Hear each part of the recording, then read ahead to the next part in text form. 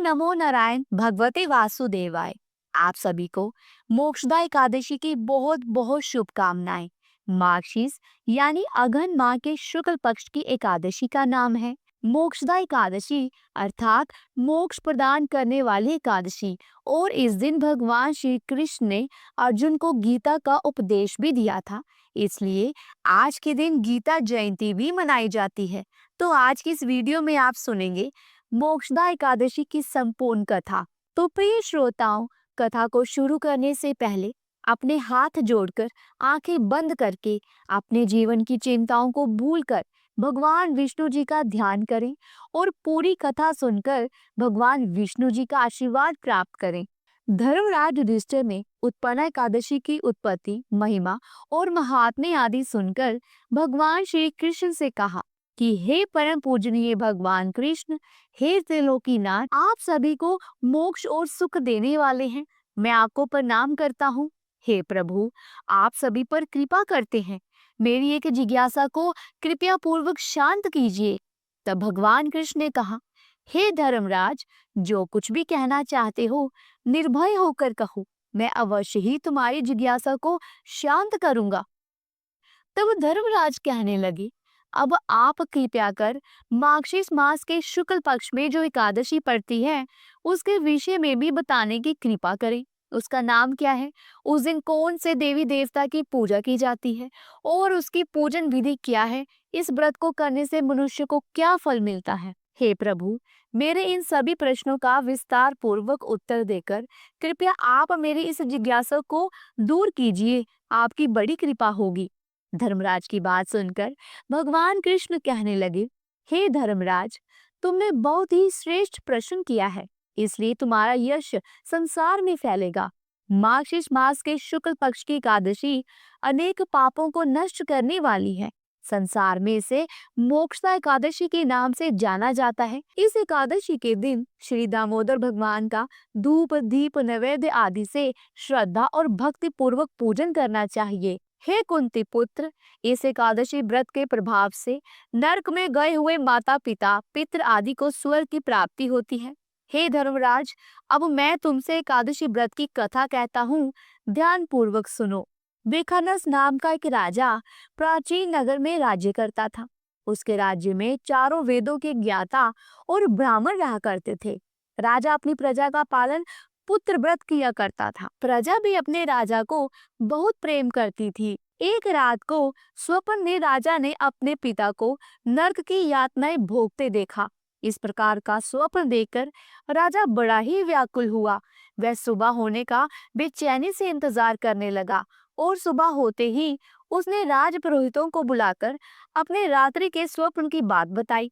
वह कहने लगा कि हे ब्राह्मणों, रात को सपने में मैंने अपने पिता को नरक की यातनाएं भोगते देखा। उन्होंने मुझसे कहा कि हे पुत्र, मैं घोर नरक भोग रहा हूँ, मेरी यहाँ से मुक्ति कराओ। हे राजपुरोहित जी, जब से मैंने अपने पिता के ये वचन सुने हैं तब से मुझे चैन नहीं है। अब मुझे राज सुख ऐश्वर्य हाथी घोड़े धन स्त्री पुत्र आदि कुछ भी सुखदायक प्रतीत नहीं हो रहे हैं। हे राजपुरोहित जी, अब मैं क्या करूं, कहाँ जाऊं, इस दुख के कारण मेरा शरीर तप रहा है। आप सब मुझे किसी प्रकार का तप दान या व्रत आदि बताएं जिसके करने से मेरे पिता को मुक्ति प्राप्त हो सके। यदि मैंने अपने पिता को नरक की यातनाओं से मुक्त कराने का प्रयास नहीं किया तो मेरा जीवन तो निरर्थक है। जिसके पिता नरक की यातनाएं भोग रहे हो, उस व्यक्ति को इस धरती पर सुख भोगने का कोई अधिकार नहीं है। हे ब्राह्मण देवों, मुझे शीघ्र ही इसका कोई उपाय बताने का कष्ट करें। इस प्रकार कहकर राजा बहुत व्याकुल हो गया। राजा की आंतरिक दुख की पीड़ा को देखकर और सुनकर ब्राह्मणों ने आपस में विचार विमर्श किया। फिर सभी एकमत होकर राजा से कहने लगे, हे राजन, वर्तमान भूत और भविष्य के ज्ञाता पर्वत नाम के एक मुनि हैं। वह यहाँ से ज्यादा दूर नहीं है। अगर आप अपने मन की व्यथा उनसे जाकर कहेंगे तो अवश्य ही इसका कोई सरल उपाय आपको बता सकते हैं। राजपुरोहितों की बात सुनकर और उनकी बात मानकर राजा मुनि के आश्रम में गए। आश्रम में अनेक शांत चित योगी और मुनि तपस्या कर रहे थे। चारों वेदों के ज्ञाता पर्वत मुनि दूसरे ब्रह्मा के समान बैठे जान पड़ रहे थे। उनके चेहरे से दिव्य तेज झलक रहा था। राजा ने मुनि को दंडवत प्रणाम किया और फिर अपना परिचय दिया। पर्वत मुनि ने राजा से सब कुशल मंगल है इसके बारे में पूछा। तब राजा ने कहा, हे मुनिवर, आपकी कृपा से मेरे राज्य में सब कुशल मंगल है, किंतु मेरे सामने अचानक ही एक ऐसी समस्या खड़ी है जिससे मेरा हृदय बड़ा ही अशांत हो रहा है।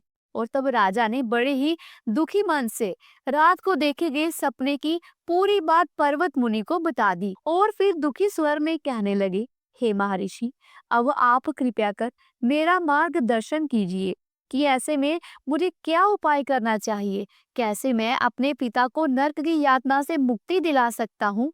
हे मुनिवर, जब से रात को मैंने अपने पिता के बारे में ऐसा स्वप्न देखा है, तब से मुझे एक क्षण को भी चैन नहीं है। कृपया कर मुझे इस कष्ट से मुक्ति दिलाइए और कोई समाधान भी बताइए। तब राजा की बात पर्वत मुनि ने बड़ी गंभीरता पूर्वक सुनी। फिर अपनी आंखें बंद कर भूत और भविष्य पर विचार करने लगे। कुछ पलों तक ध्यान और चिंतन करने के बाद उन्होंने कहा कि राजन, मैंने अपने योग बल के द्वारा तुम्हारे पिता के सभी कुकर्मों का ज्ञान प्राप्त कर लिया है और मैं जान चुका हूँ कि आज वो किस प्रकार और क्यों नरक भोग रहे हैं। दरअसल उन्होंने अपने पूर्व जन्म में अपनी पत्नियों में भेदभाव किया था। अपनी बड़ी रानी के कहने में आकर उन्होंने अपनी दूसरी पत्नी को ऋतुदान मांगने पर भी नहीं दिया। उसी पाप के कर्म के कारण तुम्हारे पिता नरक में गए हैं। ये जानकर राजा ने याचना भरे स्वर में कहा, हे ऋषिवर, मेरे पिता के उद्धार का कोई तो उपाय होगा। कृपया आप मुझे उस उपाय को बताने की कृपा करें कि इस प्रकार मेरे पिता इस पाप से मुक्त हो सकेंगे। तब पर्वत मुनि कहने लगे, हे राजन, मार्गशीर्ष मास के शुक्ल पक्ष में जो एकादशी आती है उसे मोक्षदा एकादशी कहते हैं और यह एकादशी मोक्ष प्रदान करने वाली होती है। आप इस मोक्षदा एकादशी का व्रत श्रद्धा और निष्ठा के साथ करें और इस व्रत के पुण्य को संकल्प करके अपने पिता को अर्पित कर दें। एकादशी व्रत के पुण्य से आपके पिता को अवश्य ही नरक से मुक्ति मिल जाएगी। पर्वत मुनि के ऐसे वचनों को सुनकर राजा ने उन्हें धन्यवाद किया। उन्हें प्रणाम कर राजा अपने राज्य को लौट आया और परिवार सहित मोक्षदा एकादशी का व्रत पूरे विधि विधान पूर्वक किया।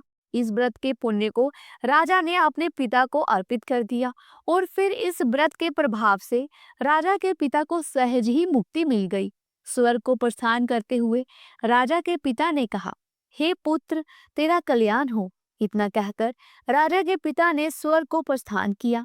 इसलिए हे धर्मराज, जो मनुष्य मार्गशीर्ष मास के शुक्ल पक्ष की एकादशी का उपवास करते हैं, उनके सभी पाप, सभी कष्ट, सभी दुख दूर हो जाते हैं और अंत में वह स्वर्ग लोक को प्राप्त होते हैं। इस उपवास से उत्तम और मोक्ष प्रदान करने वाला कोई भी दूसरा व्रत नहीं। इस कथा को सुनने और पढ़ने से ही अनंत फल की प्राप्ति हो जाती है और ये व्रत मोक्ष प्रदान करने वाला है, चिंतामणि के समान है, जिससे उपवास करने वाले की सभी मनोकामनाएं शीघ्र ही पूर्ण हो जाती हैं। हे धर्मराज, प्रत्येक मनुष्य की प्रबल इच्छा होती है कि वो अंत समय में मोक्ष प्राप्त करे। मोक्ष की इच्छा करने वाले भक्तों के लिए मोक्षदा एकादशी का यह दिन अति महत्वपूर्ण होता है। इसलिए मोक्षदा एकादशी के दिन भक्ति भाव और विश्वास के साथ भगवान श्री हरि की पूजा अर्चना करनी चाहिए। ये माता पिता के प्रति भक्ति और दूसरों के लिए पुण्य अर्पित करने की श्रेष्ठ और पवित्र कथा है। मोक्षदा एकादशी का दिन केवल मनुष्यों का ही नहीं बल्कि उनके पितरों का भी भला करता है। अपने किसी सगे संबंधी मित्र बंधु को भी इस उपवास का फल अर्पण करने से उनके भी पापों और क्लेशों का नाश हो जाता है। तो प्रेम से बोलिए, भगवान विष्णु जी की जय, भगवान श्री कृष्ण जी की जय। तो प्रिय श्रोताओं, ये थी मार्गशीर्ष यानी कि अघन माह में पड़ने वाली शुक्ल पक्ष की मोक्षदा एकादशी की कथा। उम्मीद करती हूँ कि आज की ये कथा आपको अच्छी लगी होगी। अगर वीडियो अच्छी लगी है तो वीडियो को लाइक करें, शेयर करें और ऐसे ही धार्मिक बड़ी वीडियोस को देखने के लिए हमारे चैनल को सब्सक्राइब करके बेल आइकन के बटन को जरूर प्रेस कीजिएगा, क्योंकि यही एकमात्र ऐसा जरिया है जिससे कि हमें पता चलता है कि आपके लिए वीडियो कितनी उपयोगी है और इससे हमें ऐसे ही और धार्मिक बड़ी वीडियोस बनाने के लिए प्रोत्साहन मिलता है। जल्दी मिलती हूँ एक ली धामी बड़ी वीडियो के साथ। तब तक के लिए राधे राधे।